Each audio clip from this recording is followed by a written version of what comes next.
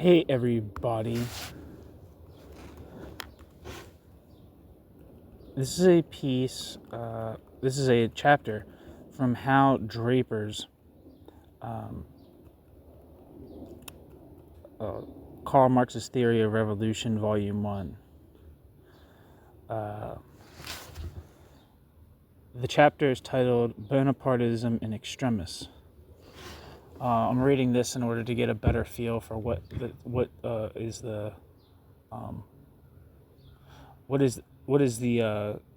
I guess like prehistory of Trotsky's use of the word Bonapartist, the concept of Bonapartism to describe the Soviet bureaucracy.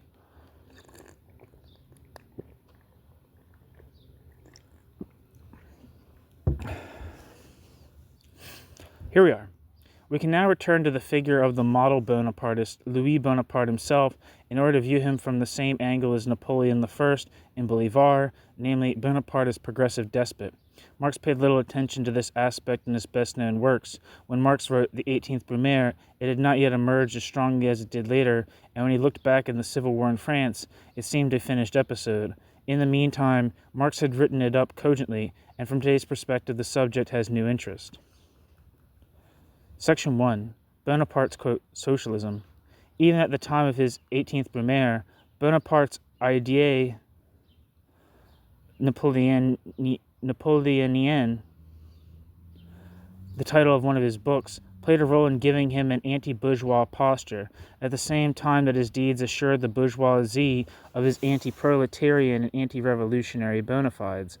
Other writings like L'Extinction du Populisme stress his orientation towards state direction of the economy and social welfare plans to appeal to a controlled working class.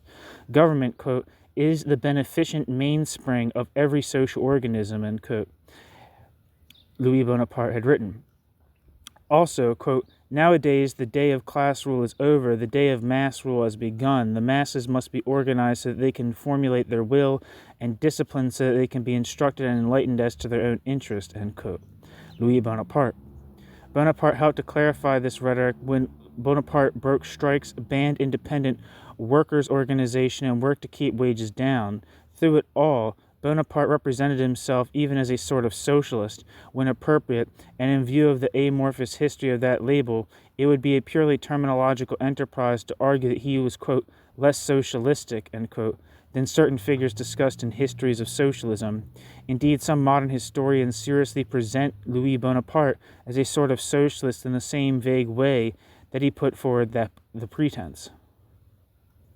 Footnote, specifically J.M. Thompson's Louis Napoleon and the Second Empire, in which the facts and citations in the above passage can be found. Thompson accepts the emperor's self-image not only as a socialist, but as, quote, a visionary humanitarian, a friend of the outlawed and the oppressed, end quote. The evidence being that he said so himself. Quote, the empire, he, bracket, Bonaparte, end bracket, thought, must be at once repressive and progressive, end quote. J.M. Thompson. It must keep every class, quote, contented and cooperative, end quote. Thompson. This was, quote, a Bourbon idea. Louis XIV would have understood it. ... It was also a Napoleonic idea, ... end quote. The economy, quote, needed discipline and direction, end quote. Strong government could overcome the antagonism of bourgeoisie and proletariat. Thompson especially leans on two English witnesses. The reformer Shaftesbury said that Louis Napoleon's course, quote, makes my hair stand on end. Every working man that lives will, on seeing these results, shout, Vive le despotisme, or Vive le despotisme. Abat le gouvernement libre, end quote. This seemed to refer particularly to the Imperial Public Works program and its state-made employment. Walter Bagehot saw Bonaparte as, quote, a democratic despot, end quote, and Louis Bonaparte's regime as, quote, the best finished democracy which the world has ever seen, end quote, meaning an absolutism, quote, with a popular instinct, end quote. Besides running the first popular democracy, Bonaparte was also a, quote, Benthamite despot, end quote. Thompson.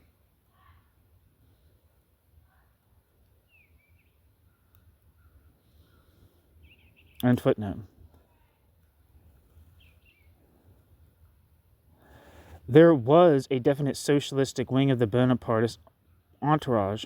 Its royal patron was the emperor's cousin, Prince Napoleon, parenthesis, quote, Plan, end quote, or the Red Prince, end parenthesis, who actually consorted with socialists of a sort.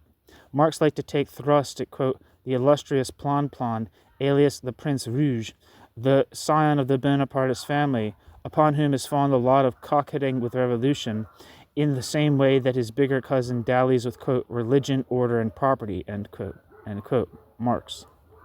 Bonaparte's economic brain trust was composed of disciples of Saint-Simon, who had been considered raving radicals in the 1830s and were now ravenous financiers and industrial expansionists.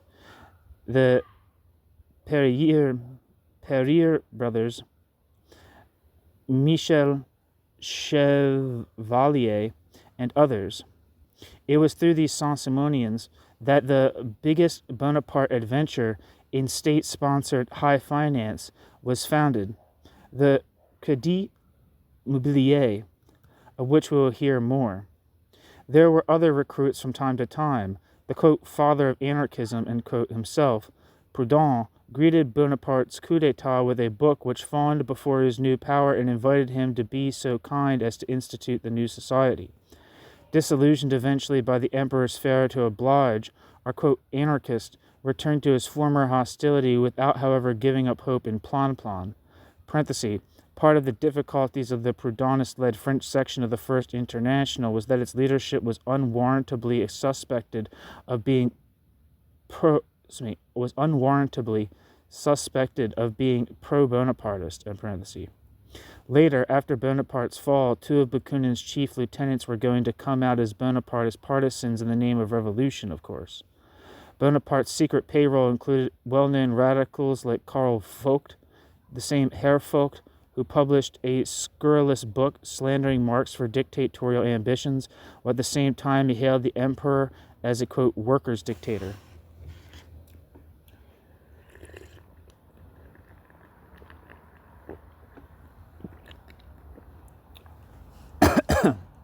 Among other more or less, quote, left Bonapartists were Sainte-Beuve, parenthesis, who called Bonaparte, quote, an eminent socialist, end quote, end parenthesis, Auguste Comte, Frédéric Leplay, and Félix Pyat.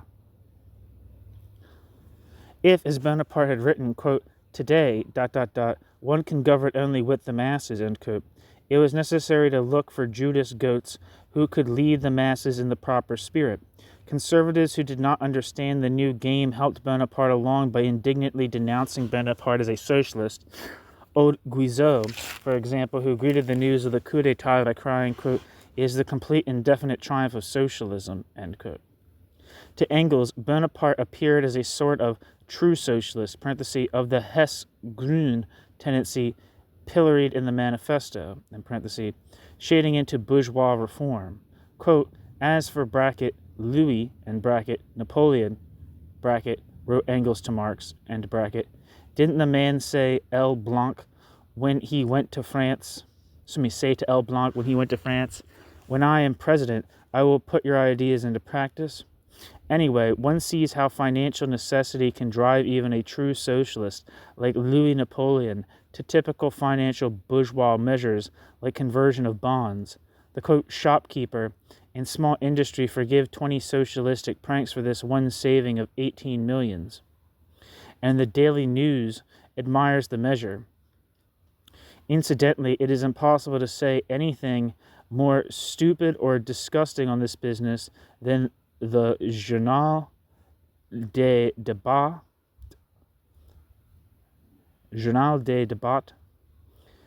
Altogether the old story. Post office reform equals socialism, exclamation point. Conversion of bonds equal to socialism, exclamation point. Free trade equal to socialism, exclamation point.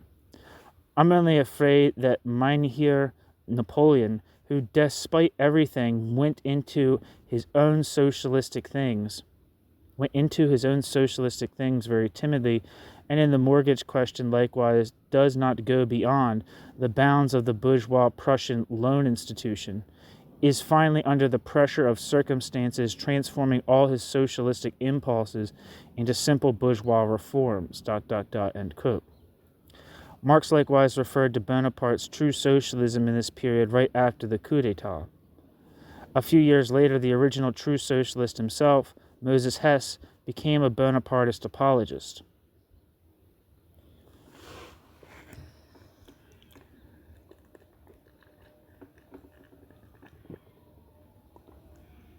New section. Section 2. The Crédit Mobilier.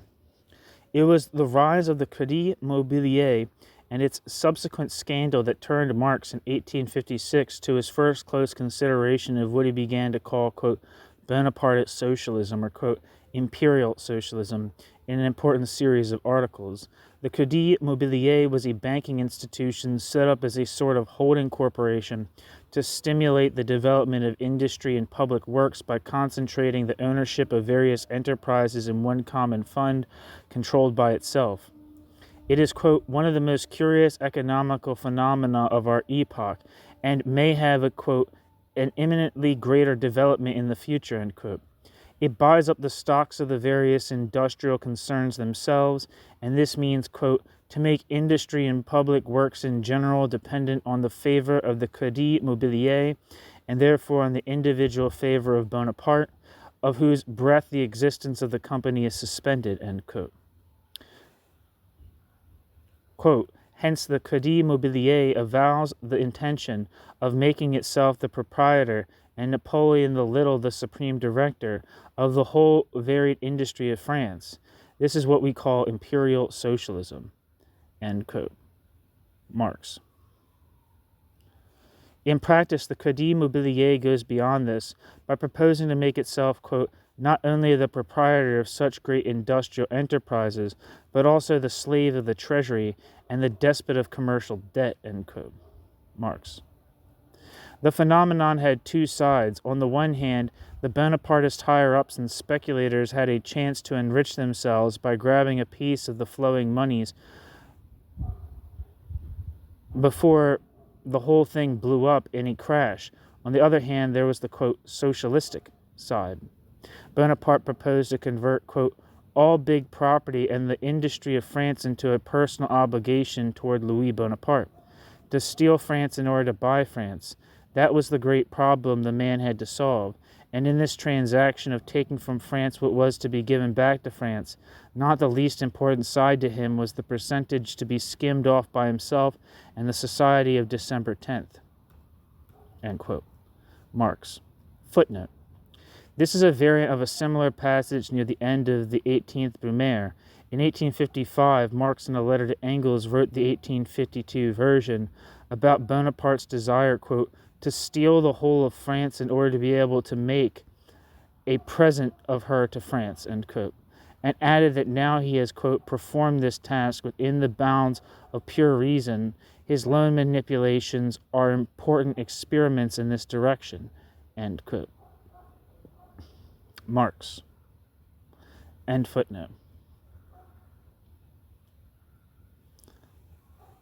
The method through a credit operation, quote, and there happened to be in France the school of Saint-Simon, which in its beginning and in its decay deluded itself before the dream that all the antagonism of classes must disappear before the creation of universal wealth by some newfangled scheme of public credit. And Saint-Simonism in this form had not yet died out at the epoch of the coup d'etat, end quote. Marx. Among the surviving representatives of this idea, parenthesis, Marx goes on, in parenthesis, were the Perrier brothers. I don't know if I'm saying that right, but it's my best. Quote, who had sat at the feet of the Père Enfantin,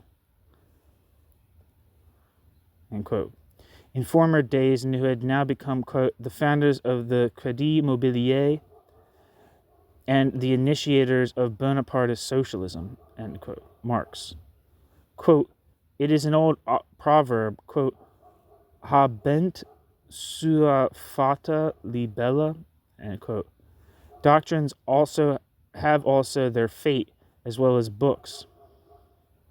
Saint-Simon to become the guardian angel of the Paris Bourse, the prophet of swindling, the messiah of general bribery and corruption, exclamation point, end quote. Marx. Another legal move by the government, quote, sanctions the expropriation of the mortgagers of the land in favor of the government of Bonaparte, who by this machinery proposes to seize on the land, as by the Crédit Mobilier he is seizing on the industry, and by the Bank of France on the commerce of France, and all this to save property from the dangers of socialism, exclamation point, end quote. Marx. The next article, promises Marx, will explain, quote, the plain scheme of dragging all the industry of France into the whirlpool of the Paris Bourse, and to make it the tennis ball of the gentlemen of the Crédit Mobilier and of their patron Bonaparte, end quote. Marx. There's a footnote that I missed here. It says, 4 years later, Marx mentioned in a Tribune article that ex-Saint-Simonians had been involved in putting together the new commercial treaty between France and England. Quote, but what is not known by the journals is that the Père Enfantin, the ex-high priest of Saint-Simon, was the principal actor on the French side. Is it not truly wonderful how close Saint-Simonians, from Père Enfantin down to Isaac Pereira and Michel Chevalier, have been turned into the main economic pillars of the Second Empire, end quote. Marx.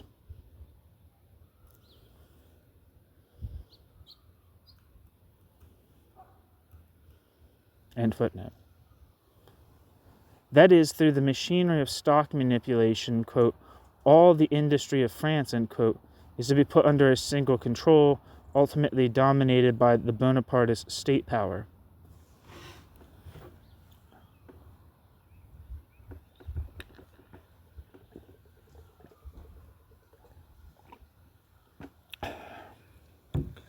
New section.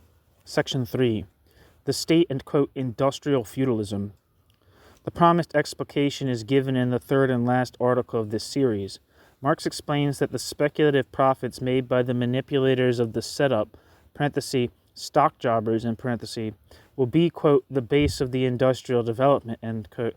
Skimmed off profits from the stock turnover are supposed to fatten the Crédit Mobilier holdings and increase the value of its stocks. Quote, in this manner the Crédit Mobilier obtains command over a large portion of the loanable capital intended for investment in industrial enterprises, end quote. Marx. Obviously, this kind of operation offers plenty of opportunity for stock jobbing profits for the insiders too. But Marx does not see the plan simply as a scheme for their personal pocket lining, as Marx considers the potentialities inherent in the plan, quite apart from his prediction that the, quote, unavoidable crash, end quote, of the whole structure was on the way. He theoretically projects its meaning into the future. This explanation starts by recalling that the Crédit Mobilier is required by its statutes to operate only on joint stock companies. Quote, consequently, there must arise a tendency to start as many such societies as possible, and, further, to bring all industrial undertakings under the form of these societies. Now, it cannot be denied that the application of joint stock companies to industry marks a new epoch in the economic life of modern nations.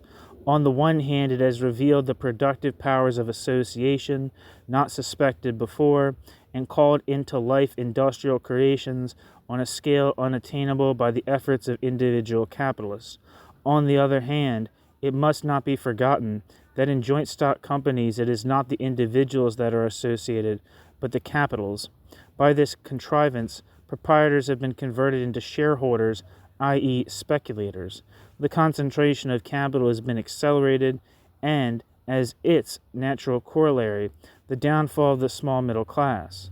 A sort of industrial kings have been created, whose power stands in inverse ratio to their responsibility, they being responsible only to the amount of their shares, while disposing of the whole capital of the society, forming a more or less permanent body, while the mass of shareholders is undergoing a constant process of decomposition and renewal, and enabled, by the very disposal of the joint influence and wealth of the society, to bribe its single rebellious members.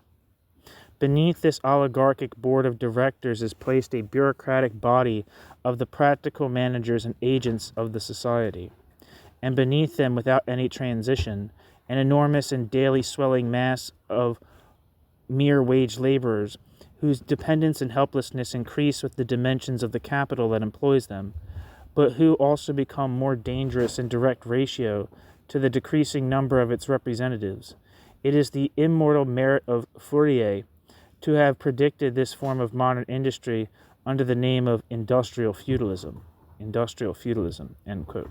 Marx. To be sure, Marx goes on to say that the specific new invention by Bonaparte and his parieurs is not this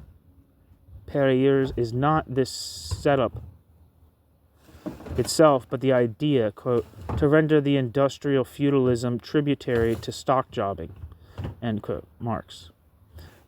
But Marx's article does not end there. Marx explains why a crash is inevitable, and Marx asserts his belief that, quote, the real founders of the Crédit Mobilier have included it, bracket, a crash, and bracket, in their calculations, end quote. Marx. Quote, when the crash comes, after an immensity of French interest have been involved, the government of Bonaparte will seem justified in interfering with the Crédit Mobilier, as the English government did in 1797 with the Bank of England, ... Louis Bonaparte, the imperial socialist, will try to seize upon French industry by converting the debenture of the Crédit Mobilier into state obligations. Will he prove more solvent than the Crédit Mobilier? That is the question, end quote. Marx. We have, then, a vast prospect unrolled by a method of extrapolation from incipient tendencies, with several stages of future history seen close up, as always when a telescope lens is used, even though they would not actually occur for most of a century. There is, in the first place, the development of the capitalist corporation into the stage of evicting the mass of shareholders from effective control and concentrating the real corporate power in the hands of the, quote, oligarchic board of directors, end quote, who in turn operate through, quote, a bureaucratic body of the practical managers, end quote. The development which Burrell and Means, 8 decades later, rediscovered after it had taken place. But this is only the beginning, for Marx is quick to give credit to the socialist predecessor, Fourier. Footnote.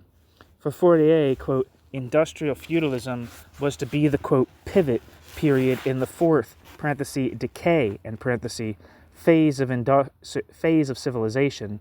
Note that, being antagonistic to industrialism itself, Fourier regarded both parts of the phrase as pejorative. The phrase, born in the 1820s, became a widely used socialist catchword for the next 100 years, not necessarily retaining its anti-industrial force.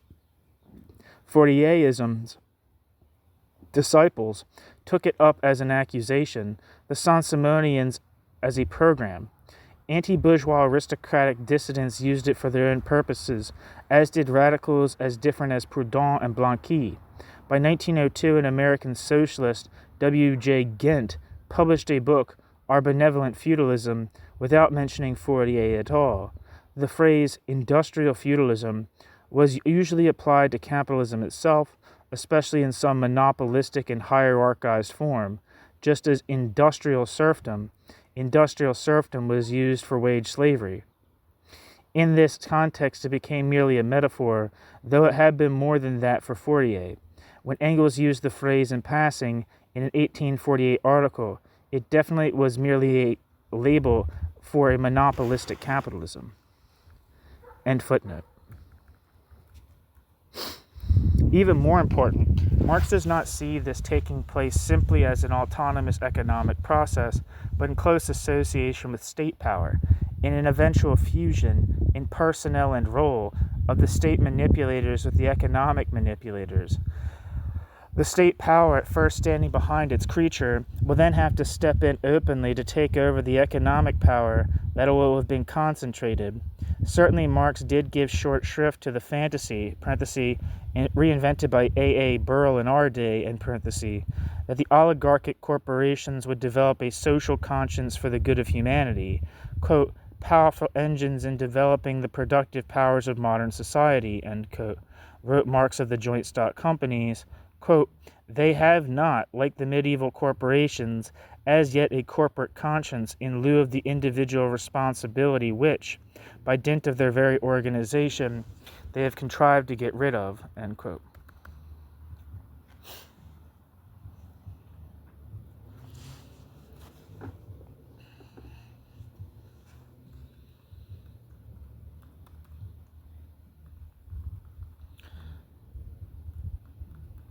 New section, section 4, toward a Bonapartist state economy, ? Marx did not return to this sweeping view. The definitive crash of, quote, that curious mixture of imperial socialism, Saint-Simonistic stock jobbing, and philosophic swindling which makes up what is called the Crédit Mobilier, end quote, Marx, did not actually come about until a decade later, by which time Bonaparte's regime was in far too much serious trouble to dream of trying, quote, to seize upon French industry, end quote. Louis Bonaparte did not, quote, prove more solvent than the Crédit Mobilier, end quote, after all.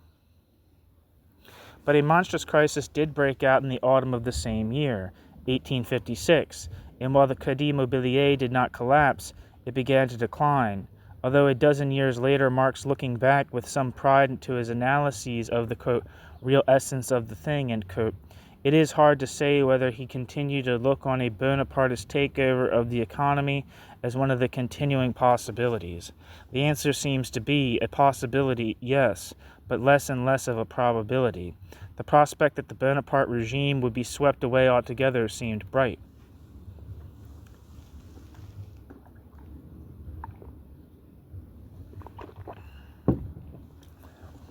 When the Depression started, Marx, as often, saw a new 1848 coming, with a difference.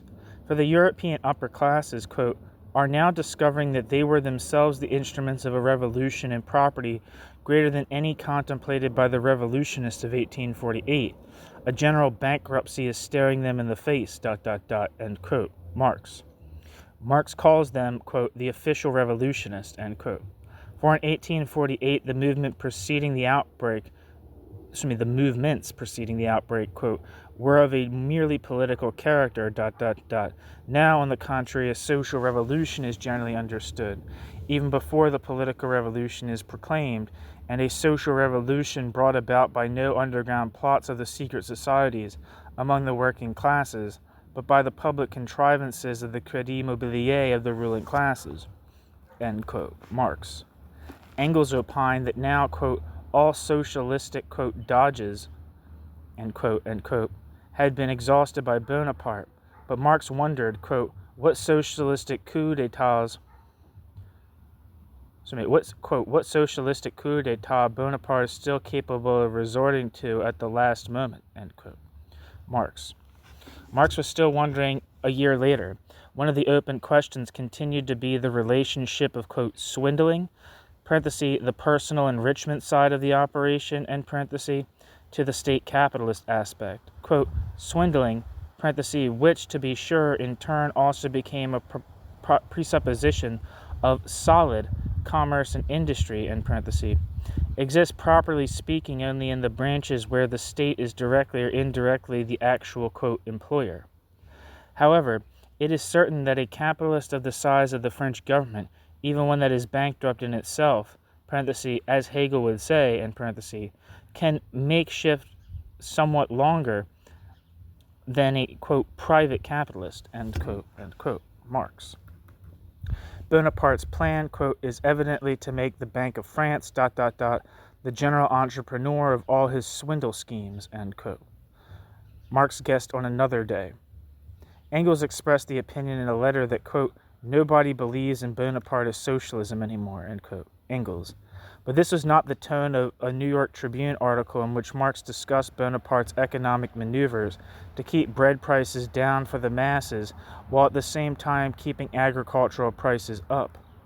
Thus Marx wrote, quote, Bonaparte proclaims himself a sort of socialist providence to the proletarians of the towns, although in a rather awkward way, since the first palpable effect of Bonaparte's decree must be to make them pay more for their loaf than before, At all events, we may be sure that the imperial socialist will prove more successful in raising the price of bread than he has been in attempts to reduce it, end quote.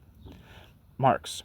However, this did not mean to Marx that Bonaparte was thereby acting as an executive committee chairman for the bourgeoisie. Rather, the emperor thereby served notice on the bourgeoisie that the state asserted control over the bourgeoisie's purses. Quote, the quote savior of property shows the middle class that not even the formal intervention of his own mock legislatures, but a simple personal ukaz, which is like a decree, on his part, is all that is wanted to make free with their purses, dispose of municipal property, trouble the course of trade, and subject their monetary dealings to his private crotchets, end quote. Marx. And, quote, lastly, the question is still to be considered from the purely Bonapartist point of view, end quote. Marx. The, quote, purely Bonapartist point of view, end quote, is the point of view of the bureaucracy.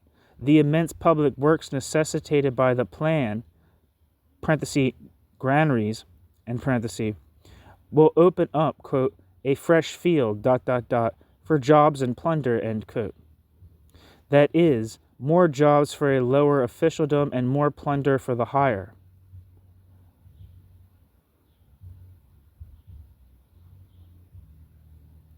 One second.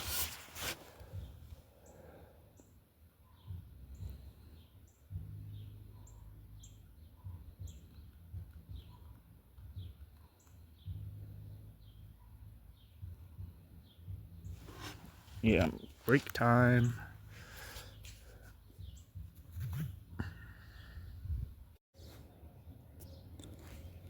New sections, section 5.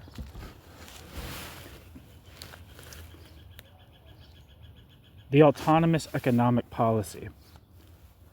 During the Depression period, Marx came to the opinion that the specific economic form represented by the Crédit Mobilier was a limited phenomenon. In a letter to Engels at the end of 1857, after referring to, quote, the, quote, general rottenness, end quote, of the bankrupt state, end quote, in France, Marx remarked that, quote, at bottom, a Crédit Mobilier was possible and necessary only in a country so immobile, end quote, as France. That is, it was the form necessitated by the previous stagnation of the economy. Parenthesis, quote, immobile is counterposed to mobilier, and parenthesis. Footnote. 3 months later, Engels wrote that, quote, I have quite come around to your view that the Crédit Mobilier in France was not an accidental swindle, but a thoroughly necessary institution, and that Marny's gallows-worthy thievery in it was likewise inevitable. For without the prospect of such rapid enrichment, a Crédit Mobilier would not have been realized in France, end quote. End footnote. But Marx never changed his mind about what was implicit or potential in the possibilities open to, quote, Bonapartist socialism with its Saint-Simonian theoretical framework. About the same time as the above letter, he was working out a train of thought in his Grundrisse notebook, which ended up with almost a sweeping a statement about the Crédit Mobilier as the previous year's telescopic view of, quote, industrial feudalism. The context was a discussion of the then common panacea of a, quote, labor bank. Marx shows at some length that such a bank could not merely remain a simple exchange agency or replacement for the money system, but would have to go on to control buying and selling in general and indeed all production, that is, take over the entire economy. Quote, then, viewed with precision, the bank would not be the universal buyer and seller, but also the universal producer. End quote. A basic comment then follows, quote, in point of fact, it, bracket, such a bank, in bracket, would either be a despotic government over production and administrator over distribution, or else it would be in fact nothing but a, quote, board that kept books and accounts for a society based on labor in common. It presupposes that the means of production are held in common, etc., etc. The Saint-Simonians made their bank into the papacy of production. End quote. Thus, on the basis of the same presupposition, collectivism in production, two different courses branched out. In one, the organizing authorities set up as a controlling, quote, despotism, a, quote, papacy, over the productive system. In the other, the organizing authorities simply served a free society as technical coordinator. The Saint-Simonian managers of the Bonapartist enterprise, Marx thought, were pointed in the first direction. There's a footnote here that I missed. The Duke of Morny, Bonaparte's half-brother and coup organizer, was something like the Göring of the regime. Engels' letter means that he had previously regarded the Crédit Mobilier simply as an ad hoc swindle, without roots in the economic development of France, as distinct from Marx's view of the institution as an organic feature of the economy. Marx had now qualified his view by limiting it to the French type of situation, and Engels was meeting him halfway from an opposite direction. Subsequently, Engels' back references to Bonaparte's, quote, socialism tended to retain only the swindle aspect, as in the housing question and anti-Düring. By that time, of course, it was clear that nothing had come of any other aspect, historically speaking, and there was a new context, the necessity of combating state socialist illusions of another sort. We will discuss this material under the subject of state socialism in Volume 3. End footnote. The fact that the potentiality did not work out historically, that the Saint-Simonian aims did not become Bonapartist realities, did not negate the theoretical meaning of, quote, Bonapartist socialism in Marx's view. Already, in the article about industrial feudalism, Marx had pointed out a specific national peculiarity of the Crédit Mobilier. It was the Bonaparte Perrier, I don't know if I'm saying that right again. It was the Bonaparte Perrier way, quote, to render the industrial feudalism tributary to stock jobbing, end quote. Later, Marx discussed the limitations of the Saint-Simonian operation more fully in notes that became part of the third volume of Capital. There again, expounding the economic meaning of Saint-Simonism on the basis of the Bonapartist scheme, Marx argues that the embryo of the Crédit Mobilier is already found in that doctrine. He remarks, quote, this form, incidentally, could become dominant only in a country like France, where neither the credit system nor a large-scale industry had reached the modern level of development. This was not at all possible in England and America. End quote. Marx. Saint-Simonism incubated the Crédit Mobilier because it looked to the bank and credit system for a takeover of the industrial structure. It was a victim of the, quote, illusions concerning the miraculous power of the credit and banking system in the socialist sense, end quote. Marx. Quote, the notion that the banks themselves should take over the management and distinguish themselves, quote, through the number and usefulness of their managed establishments and of promoted works, end quote, contains the Crédit Mobilier in embryo. In the same way, Charles Picard demands that the banks, parenthesis, which the followers of Saint-Simon call Système Général des Banques, quote, should rule production, end quote. Picure is essentially a follower of Saint-Simon, but much more radical. Picure wants, quote, the credit institution, ... to control the entire movement of national production, end quote. Picure, end quote, Marx. Marx, to be sure, believes that it is illusory to think of taking over by this route. Quote, there is no doubt that the credit system will serve as a powerful lever during the transition from the capitalist mode of production to the mode of production of associated labor, but only as one element in connection with the other great organic revolutions of the mode of production itself, end quote. Marx. But Marx discusses this illusion as a mistaken and eventually futile form of anti-capitalism, not simply as a bourgeois dodge. This also provides the context for the Crédit Mobilier. In short, Marx consistently interpreted the economic policy of the Bonapartist regime as autonomous from the bourgeoisie. This relative autonomy need not be interpreted as going any further than Napoleon I, who, parenthesis, as the Holy Family had explained, in parenthesis, already knew that his state had to, quote, recognize and protect, end quote, the, quote, unhampered development of bourgeois society, end quote. Marx and Engels.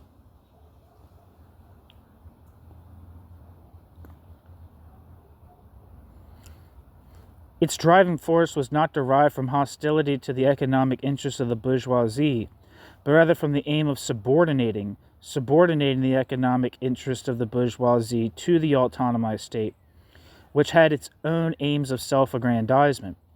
Just as the bourgeois point of view was ruled by profits, so the, quote, purely Bonapartist point of view, end quote, was ruled by the goal of, quote, jobs and plunder, end quote, for the deserving Bonapartist cadres of the bureaucracy.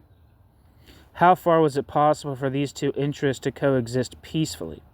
We consider this question next in the light of Marx's coeval discussions of the political course of the Bonaparte regime. Section 6. What class supports the regime?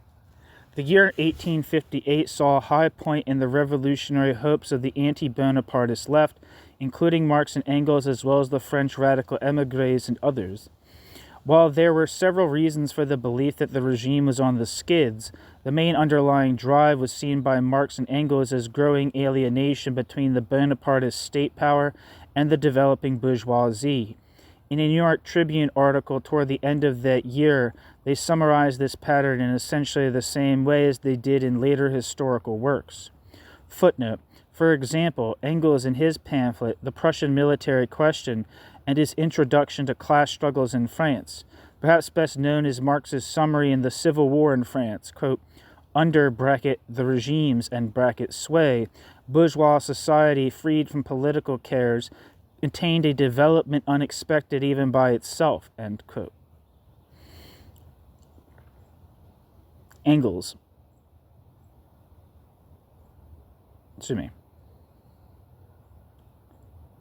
Marx. End footnote. After 1848 to 1849, quote, the middle class declared the middle class itself politically a minor, unfit to manage the affairs of the nation, and acquiesced in military and bureaucratic despotism.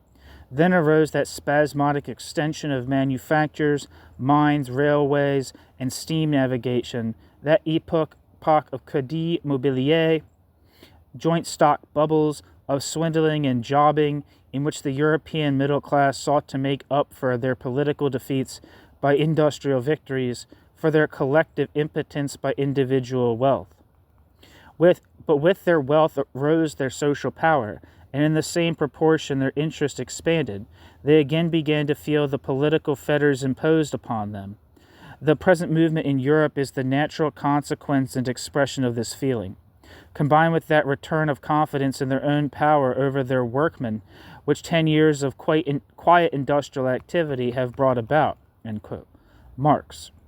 As the bourgeoisie's economic strength grew, thanks to the protection and stimulation given it under the aegis of the Bonapartist state, it sought a commensurate political power, such as Bonapartism denied it on principle. 5 years before, too, Marx had thought to see this development reaching a breaking point, with the peasantry disillusioned, the proletariat still hostile, and the bourgeoisie pining, quote, for a new change of power to afford them at last, quote, a regular government, end quote, sound business, end quote. Marx. Now, in 1858, it was perhaps the assassination attempt on Bonaparte's life by the Italian conspirator Felice Orsini in January that helped to crystallize revolutionary hopes. Marx thought the, quote, coolness of the public reaction was notable. The small bourgeoisie particularly feared, quote, commercial ruin, end quote, and would welcome a change. Quote, Bourstrapa, bracket Bonaparte, end bracket, has perceived this, and will now unleash the, quote, despot as such. We shall see, end quote. Marx. What was, quote, the, quote, despot, end quote, as such, end quote. That had not yet been unleashed. We shall see. In a Tribune article, Marx marshaled the evidence pointing to the coming overthrow in class terms. Bonaparte's victory had taken place on an upsurge of commercial prosperity. Quote, the commercial crisis, therefore, has necessarily sapped the material basis of the empire, which never possessed any moral basis, save the temporary demoralization of all classes and all parties. The working classes resumed their hostile attitude to the existing government the very moment the working classes were thrown out of employment.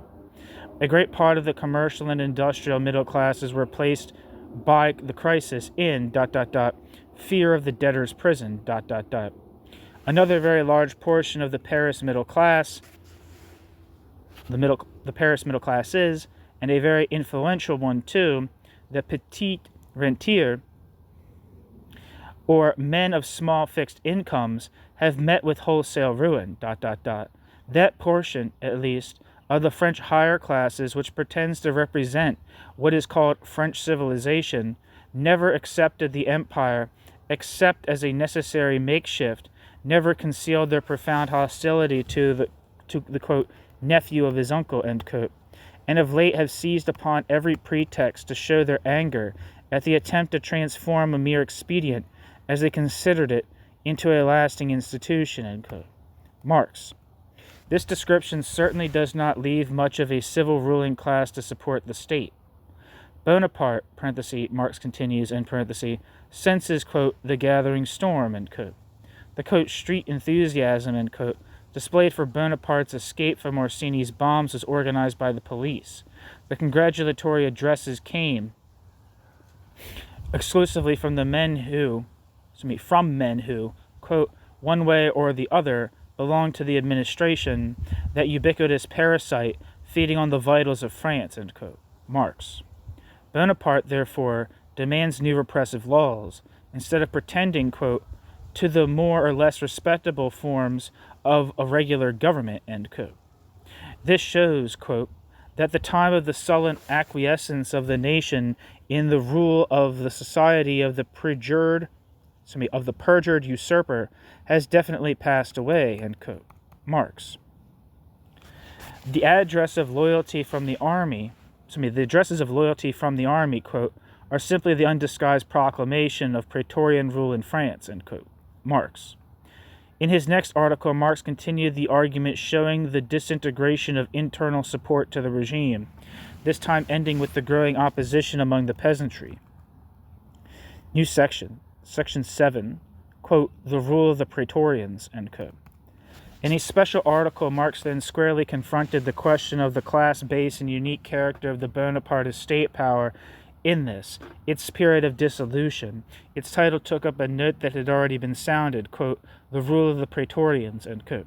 The analogy implied, but not specifically discussed, was, then, the character of the state power in the epoch of the advanced dissolution of the Roman Empire, a long drawn-out epoch. Marx's thesis in the article, The Rule of the Praetorians, is that by this time the state machine of Louis Bonaparte has gone all the way to a new relationship with society. the bonds connecting it with the social strata it has rested on, parenthesis, in its own peculiar way, end parenthesis, have stretched and stretched, and now have snapped. Quote, France has become the home of praetorians only, end quote, Marx. Marx emphasizes.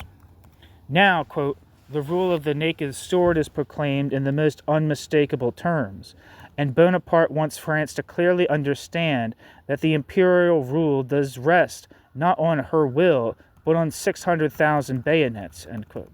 Marx. If this means merely an ordinary military dictatorship, it is nothing new. Marx poses the key question in class terms with utter sharpness. Quote, a great modern historian has told us that, disguise the fact as you like, France, since the days of the Great Revolution, has been always disposed of by the army. There have certainly ruled different classes under the Empire, the Restoration, Louis Philippe, and the Republic of 1848.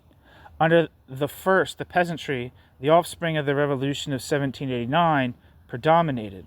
Under the second, the great landed property. Under the third, the bourgeoisie. And the last, not in the invention of its founders, but in facts, proved an abortive attempt at dividing dominion in equal shares among the men of the legitimate monarchy and the men of the monarchy of July. Still, all these regimes rested alike on the army. Has not even the Constitution of the Republic of 1848 been elaborated and proclaimed under a state of siege? That is the rule of the bayonet. Was the Republic not personated by General Cavaignac? Was it not saved by the army in June 1848, and again saved in June 1849, to be finally dropped by the same army in December 1851? End quote. Marx. It is clear, then, that all the preceding class regimes also rested openly on the army. Parenthesis, to be sure, all class rule rests on armed force in the last analysis. But here Marx's point is that since 1789, all the French regimes rested on armed force in the first analysis, end parenthesis. Still, in all previous cases, the armed force supported the socioeconomic power of different ruling classes. Marx continues, quote, what then forms the novelty in the regime now openly inaugurated by Louis Bonaparte? That he rules by the instrumentality of the army, so did all his predecessors since the days of Thermidor, end quote. Marx. Now comes the answer. The novel phenomenon is that this state power supports no social class whatsoever. It maintains the rule of no group other than itself. Quote, yet, if in all bygone epochs the ruling class, the ascendancy of which corresponds to a specific development of French society, rested its ultima ratio against its adversaries upon the army, it was nevertheless a specific social interest that predominated. Under the Second Empire, the interest of the army itself is to predominate. The army is no longer to maintain the rule of one part of the people over another part of the people.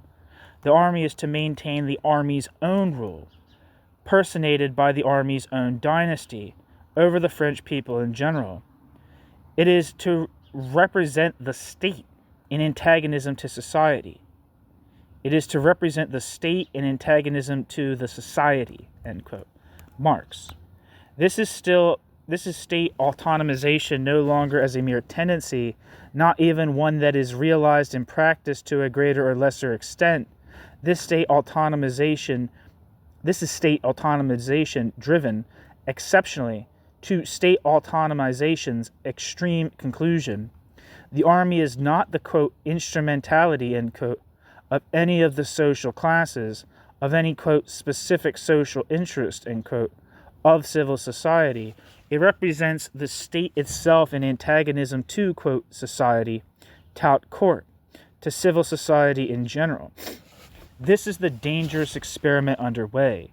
Quote, it must not be imagined that Bonaparte is not aware of the dangerous character of the experiment he tries.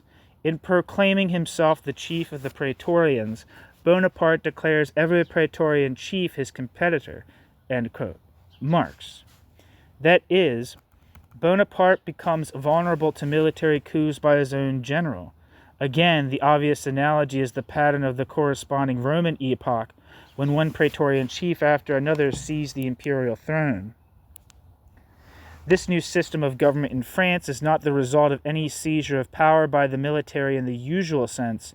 The head of state himself has gone over to it as the head of state's last resort. Quote, "We repeat that it is impossible to suppose Louis Bonaparte ignorant of the dangers with which Louis Bonaparte's newfangled system is fraught.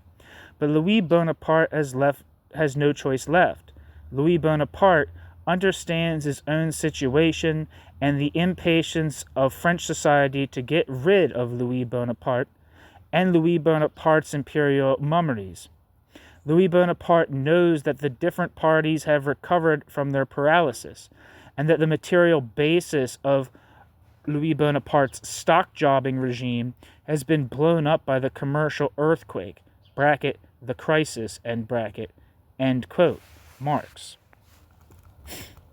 The reference to, quote, the material basis of his, bracket, Bonaparte's, end bracket, stock jobbing regime, end quote, may recall Marx's formulation of, quote, jobs and plunder, end quote, as the economic drive of the specifically Bonapartist cadres. The men who, quote, one way or the other belong to the administration, that ubiquitous parasite feeding on the vitals of France, end quote. This state bureaucracy, as we have previously noted, had been intertwined by innumerable bonds with the bourgeoisie in the orgy of self-enrichment which the empire had unleashed. Now the commercial and financial crisis had cut these opportunities. The non-military sector of the state bureaucracy was now itself treading air. Footnote: there is no theoretical reason to limit the term state bureaucracy to the civilian officialdom, though this is often done as a matter of terminological convenience. In this connection, one can look back to the passage quoted earlier in this chapter, in which Marx speaks of the Bonapartist regime as from the beginning a, quote, military and bureaucratic despotism, end quote. This spells out the two main sectors of the state bureaucracy, to be sure. Often enough, Marx followed popular practice in labeling it merely a, quote, military despotism, end quote. In fact, earlier in the same article, quote, military despotism, the rule of the Caesars, end quote, is mentioned as the general form of government on the continent. Elsewhere, Marx referred to the Bonaparte regime as, quote, the rule of the coup d'etat in France, end quote, or, quote, the coup d'etat regime, end quote. Marx, end footnote. Only the military cadres, the generals, could save the whole state machine that Bonaparte had put together. Quote, consequently, he, bracket, Bonaparte, end bracket, is not only preparing for war against French society, but loudly proclaims the fact, the denunciation of all parties, as Bonaparte's personal enemies enters, therefore, into the game of Bonaparte. It forms part of Bonaparte's system. Louis Bonaparte tells them in so many words that he indulges no delusion as to the general aversion his rule is the subject of, but that Louis Bonaparte is ready to encounter that general aversion with grape and musketry, end quote. Marx.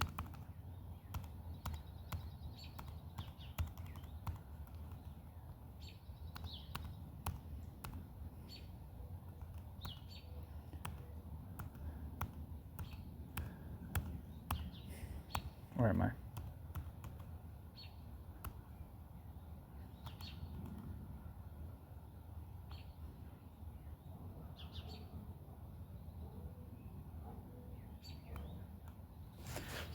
Section 8, by sword alone. This article, Marx's most direct statement on a case of complete state autonomy, raises important questions in hindsight. But first, to complete the picture, let us review Marx's subsequent analyses of the crisis of the Bonaparte regime into 1859, All of his articles continue to be based on the premises laid out in the Rule of the Praetorians. We will not find any change in the conception, only variant formulations which may be useful, especially for those unused to this area of Marx's thinking. Here are some highlights.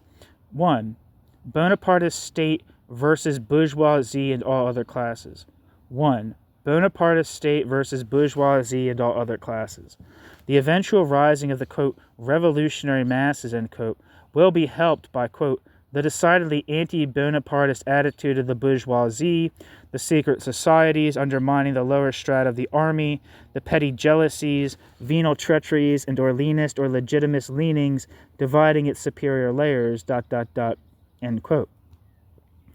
Marx. Even now there is, quote, coolness towards the regime. Quote, the masses show themselves, quote, indifferent. Direct and serious counter-remonstrations have come from high finance, industry, and commerce, the clerical party, finally, the high military circles, ... end quote. The European aristocracy and bourgeoisie are now disillusioned with Bonaparte. Quote, they knew him long since as a villain, but they deemed him a serviceable, pliant, obedient, grateful villain, and they now see and rue their mistake. He has been using them all the time that they supposed they were using him, end quote. Marx.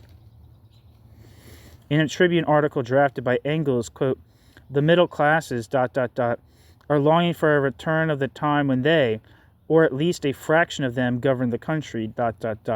end quote. Engels. 2. The swindler's regime. The swindler's regime. The Bonapartist empire, quote, had already dropped every pretense of being a regular government or the offspring of the, quote, suffrage universelle, or suffrage universelle, unquote. It had proclaimed itself the regime of the upstart, the informer, and the 12-pounder, bracket, cannon, and bracket. It goes now a step further and avows itself the regime of the swindler, end quote. Marx. This introduces Marx's report on the new financial machinations of Crédit Mobilier amidst the financial and commercial rigors of the Depression. In addition, there is an immense wastage of capital in, quote, unproductive, end quote, public works, typified by the Haussmann Urban Renewal Program in Paris, which features great boulevards suitable for using cannon and cavalry against the barricades. Quote, meanwhile, Bonaparte clings to his old way of sinking capital in unproductive works, but which, as Mr. Haussmann, the prefect of the Seine, has the frankness to impart to the Paris people, are important, quote, in a strategical point of view, end quote, and calculated to guard against, quote, unforeseen events which may always arise to put society in danger, end quote. Thus Paris is condemned to erect new boulevards and streets, the cost of which is estimated at 180 million francs, in order to protect it from its own ebullitions, end quote. Marx. 3. Bonaparte's, quote, hankering for confiscations. Bonaparte's hankering for confiscations, end quote. This phrase refers to Bonaparte's plan to expropriate the landed property of the charity institutions in return for state bonds. The regime's finances are in a desperate state, and this time the Crédit Mobilier is in no position to help out. Quote, there remains then nothing for Bonaparte but to return, in financial matters, as Bonaparte had been forced to do in political ones, to the original principles of the coup d'etat, end quote. After plundering the Bank of France and the Orleans estates, now he moves toward, quote, the confiscation of the property of the charitable establishments, end quote. But this operation, quote, would cost Bonaparte one of his armies, his army of priests, who administer by far the greatest portion of the charitable establishments, end quote. Marx.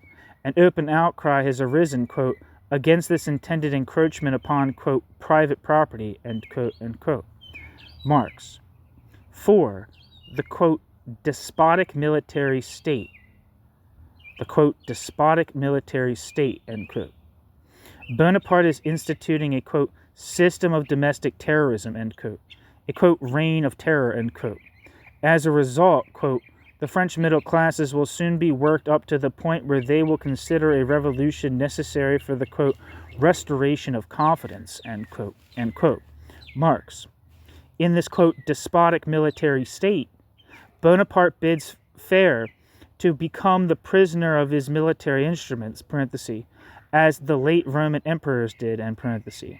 Quote, at the same rate that France grows impatient of the yoke of the army waxes bolder in its purpose of yoking Bonaparte. After the 10th of December, bracket, 1848, end bracket, Bonaparte could flatter himself that he was the elect of the peasantry, that is, the mass of the French nation, since the attempt of the 14th of January, bracket, 1858 by Orsini, end bracket, he knows that he is at the mercy of the army. Having been compelled to avow that he rules through the army, it is quite natural that the latter should seek to rule through him, end quote. Marx.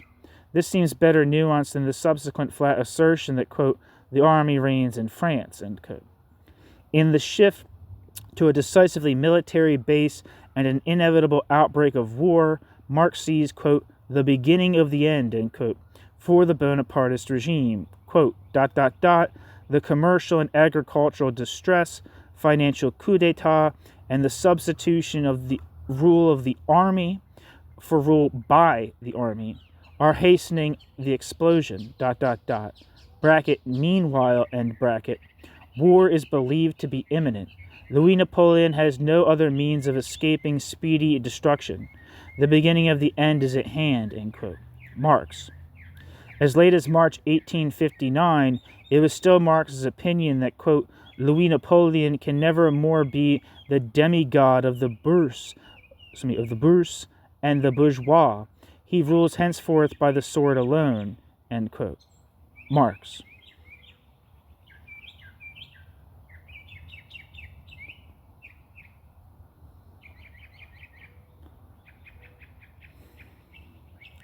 New section. Limits of the Bonaparte model. Let us now return to the interpretation of the Bonapartist state in dissolution given by Marx in The Rule of the Praetorians, within the context of Marx's running analyses of the Second Empire's crisis in 1858 to 1859. The picture is of a state which has pushed its autonomization to the extreme point where it is no longer the resultant of the actual class forces in society, but rather stands in antagonism to all the social classes of civil society. To be sure, this state is the result of a historical process through which this class society has actually gone. But the result is that the political superstructure has torn loose from the social foundations which produced it. It has assumed an independent life of its own in the fullest sense. It is evident that this picture is quite at variance with the narrow and cramped view of the, quote, Marxist theory of the state, end quote, commonly presented by Marxist and anti-Marxist expositors, for whom Marx and Engels' fairly extensive writings on the autonomized and bureaucratic state virtually do not exist. Footnote. Marx's article, The Rule of the Praetorians, has never been reprinted, and its very text exists only in the not very accessible files of the New York Tribune, parenthesis, in translation, it is included in the Russian and German editions of Marx and Engels' works, end parenthesis. Nor is the Rule of the Praetorians quoted or even mentioned in any work I know that purports to discuss Marxist theory, with the single and outstanding exception of Maximilien Rubel's Karl Marx devant le Bonapartisme. This is a side note. Maximilien Rubel had articles in Labor Action, which I believe Hal Draper was the editor of in the 50s. Also, Maximilien Rubel also has the notion of Marx, has an article called Marx Theorist of Anarchism, which I think is pretty comparable in a lot of ways to Draper's characterization of Marx as a democratic extremist. But that's just a side note for me. I have some pieces by Rubel on this channel.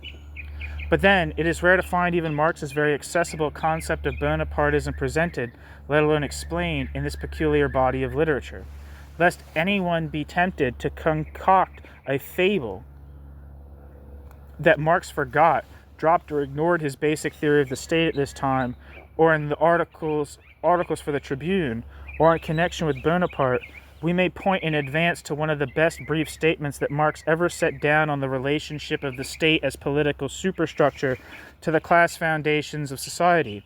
It appeared in an article for the Tribune in the midst of the very articles we have been discussing and on the subject of Bonaparte. Since this article is as little accessible as the other, the relevant section is given in Special Note C. End footnote.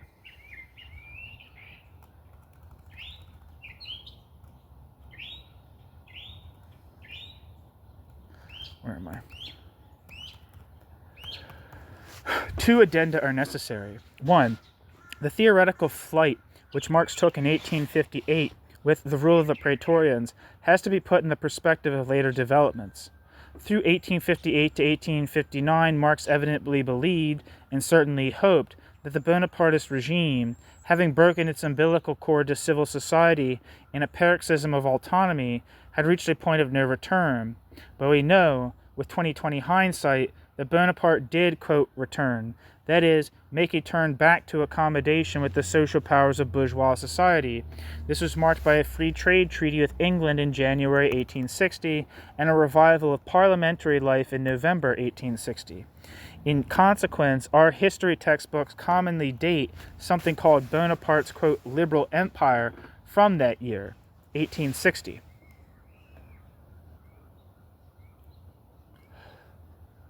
The extreme tensions induced by the autonomous course, which made Marx's revolution, had had the same effect on the emperor, for the fully autonomized state power that was depicted in the rule of the Praetorians meant a drastically unstable situation. If Bonaparte was, quote, preparing for war against French society, end quote, it was French society that was sure to win, for this bourgeois society was not only viable but on the rise. So Marx calculated, and so Bonaparte decided. As we have seen, Marx looked for revolutionary rumblings to begin quite soon, as, quote, French society, end quote. The classes that dominated the socioeconomic system hardened in antagonism to the runaway state machine. The snapping of the bonds between this state and this society, therefore, marked a pre-revolutionary situation, parenthesis, to use a modern term, end parenthesis. The split between state and society had to be fought to a decision. The anomaly had to be resolved. The abnormal normalized. It cannot be overemphasized that, in this case, the continued viability of bourgeois society was the underlying precondition for this conclusion. There was a state in dissolution, but there was no society in dissolution. On the contrary, we must recall that the roots of the conflict lay in the rapid growth of the bourgeoisie's economic strength. Quote, with their wealth rose their special power, ... The bourgeoisie again began to feel the political fetters imposed upon the bourgeoisie, end quote, Marx. These material conditions prescribed the limits of state autonomization for the period. The limits of Bonapartism were defined by the historical position of the social class as it defied.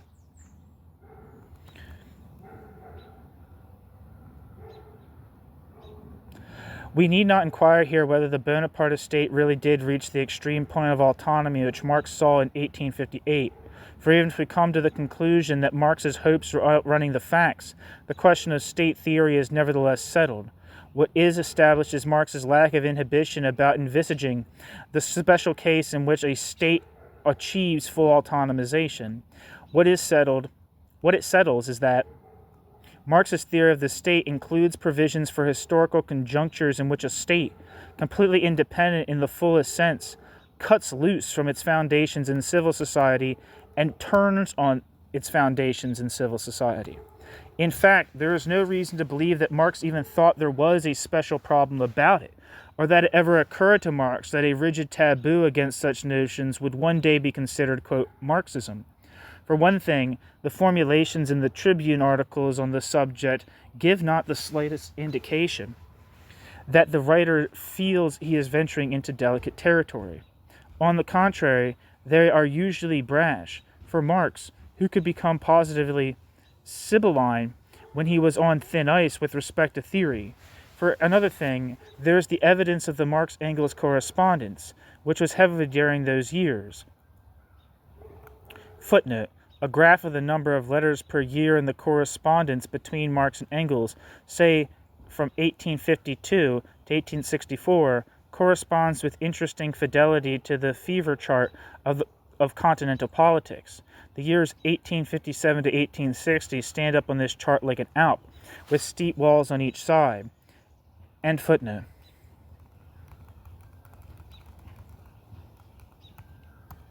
Where am I?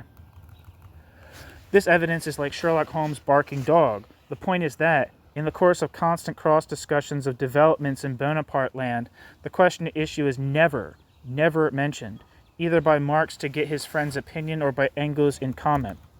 2. Marx's 1858 analysis of Bonaparte's autonomous state throws a light, forward and backward, on two better-known writings in which the same question is raised but not answered sharply. These were written at the beginning and at the end of the Second Empire's life, in the one case before the autonomization process reached the autonomization process's apex, in the other after the crisis thereby created was past. In the 18th Brumaire, Marx's formulation of the question is very tentative. Marx refers back to 6 previous periods and regimes in French history, from the absolute monarchy to the 1848 revolution, the 1848 republic, each with its pattern of state-class relations, in order to make the point that the Bonapartist state is something new. Quote, only under the second Bonaparte does the state seem to have made itself completely independent. As against civil society, the state machine has consolidated its position so thoroughly that the chief of the society of the 10th of December, bracket Bonaparte, and bracket, suffices for its head, ... end quote, Marx. Footnote. Literally, quote, to have completely autonomized itself, end quote. The term autonomize, which we have been using, is unwanted in English, but it closely translates Marx's Verselbstständigt. End footnote. The key qualification is, quote, seem. The state machine has not really made itself completely autonomous from civil society. The implication, not spelled out, is that it has, however, reached a high point of autonomy not previously seen. Marx then goes on to discuss what classes' interests are represented by Bonaparte and how. At this point, before the actual experience of the Second Empire, it is clear that Marx already had his eye on the problem. In 1871, Marx, drafting The Civil War in France, started a passage on this problem with a statement similar to that in the 18th Brumaire. Then, once more emphasizing the relative novelty of the state form, Marx ended up with a strong statement that the Bonapartist state was the form needed for the social rule of the bourgeoisie. For this, indeed, was what it had turned into. Quote, the governmental power with its standing army is its all-directing bureaucracy, its stultifying clergy and its servile tribunal, bracket judicial and bracket hierarchy, had grown so independent of society itself that a grotesquely mediocre adventurer with a hungry band of desperadoes behind him sufficed to wield it, ... end quote. Marx. That much was a rewrite of the 18th Brumaire. Quote, it appeared no longer as a means of class domination, subordinate to its parliamentary minister or legislature, humbling under its sway even the interest of the ruling classes, ... sanctioned in its absolute sway by universal suffrage, the acknowledged necessity for keeping up, quote, order, that is, the rule of the landowner and the capitalist over the producer, ... The state power had received its last and supreme expression in the Second Empire, end quote. Marx. But this state, which humbled under its sway even the interests of the civil, ruling classes, proved in fact the only political form through which the ruling classes of civil society, landowners and capitalists, could maintain their power over the producers, workers and peasants, Quote, apparently the final victory of this governmental power over society, it was in fact the orgy of all the corrupt elements of that society. To the eye of the uninitiated, it appeared only as the victory of the executive over the legislative, of the final defeat of the form of class rule pretending, bracket, that is, claiming, end bracket, to be the autocracy of society, bracket, by, end bracket, its form pretending to be a superior power to society.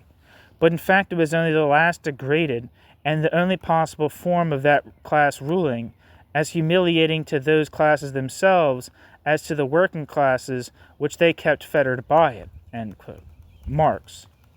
There is another passage dotted with allusions to the autonomy of the state machine, which also makes clear that this state protected the social interests of the ruling capitalists and landowners. Footnote. Its interpretation is complicated by the fact that Marx's English in this draft is a little rough.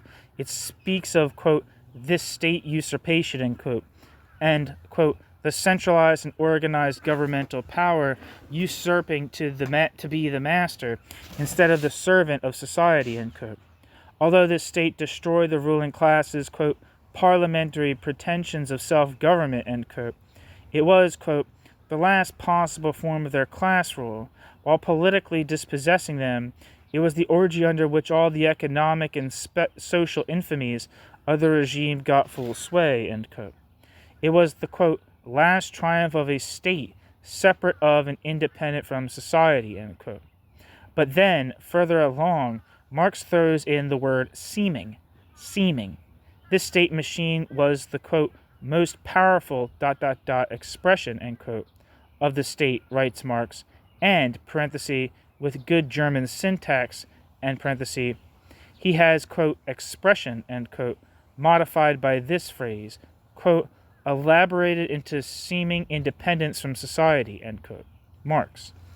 In the second draft, the formulation of this problem is a brief summary of the foregoing. Quote, at first view, apparently, the usurpatory dictatorship of the governmental body over society itself, rising alike above and humbling all classes, has in fact, on the European continent at least, become the only possible state form in which the appropriating class can continue to sway it over the producing class. End quote.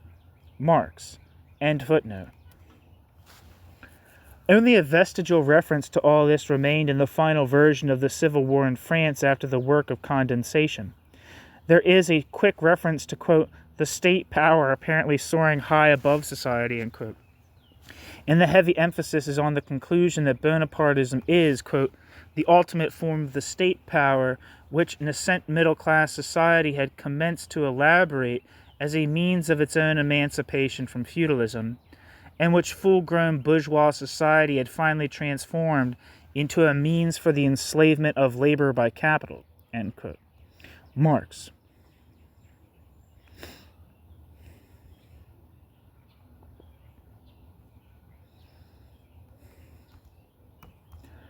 The Bonapartist experience left a model, the record of a striving, and evidence of a potentiality, but it came too early in the history of bourgeois society to develop into anything more.